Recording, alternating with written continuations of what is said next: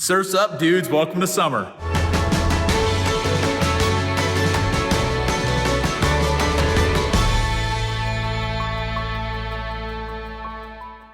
Hey guys, I'm Father Michael. We're changing it up a little bit this week, and for the next couple weeks of summer, we'll be taking a break from bringing you our normal Made for Glories, and the reason for that is we are in the midst of our rebuild right now.